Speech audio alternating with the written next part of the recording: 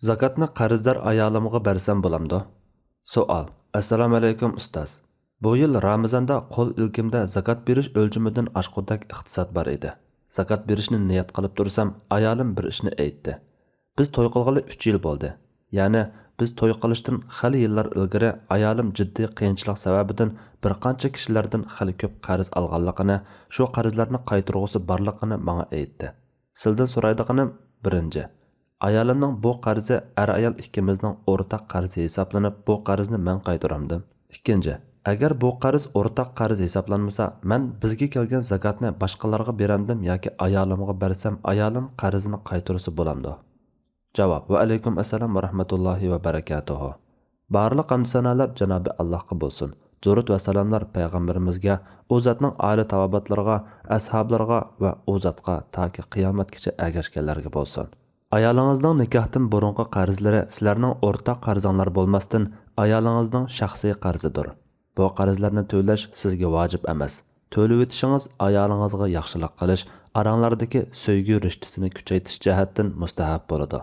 Ayolingizning siz nikohlab olgandan keyin olgan qarzlarni ikki turga ayiramiz.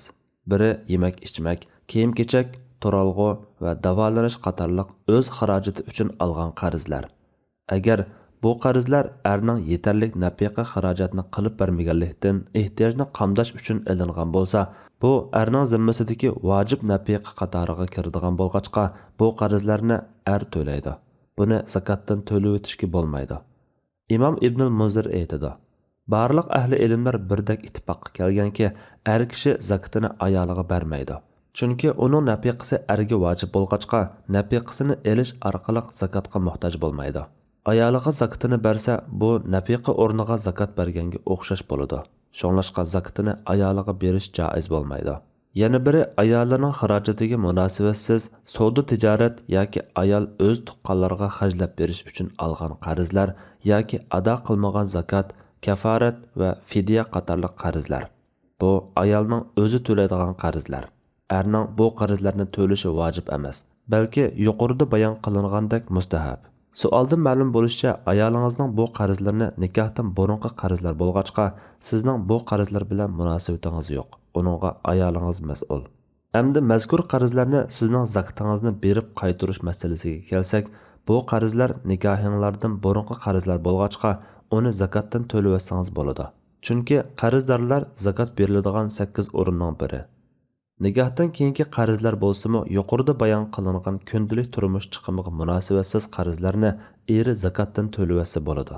Olimlarmi ayoliga zakatini berish joiz bo'ladigan ahvollarni tilga olganda, qarzini to'lashga yoki ayol ikkalandan boshqalarga hajlashga ayoliga bersa bo'ladi deb qaraydi. Xulosa: zakatni berish uchun boshqa yerdan fiqir miskin qarzdorlarni izlab yurmay, ayolining burungi qarzini to'layotsa, bu bir tarafdan sil rahim qilish doirasiga kiradi. Bu yerda shuni qistirib qo'yish foydali. Imom Abu Hanifa rahmatullohi alayhi qatorliq bir bo'lik olimlarning qarashicha, zakat, kafarat, fidya va shuningga o'xshagan Alloh taolaning qarzlarini zakat bilan to'lashga bo'lmaydi.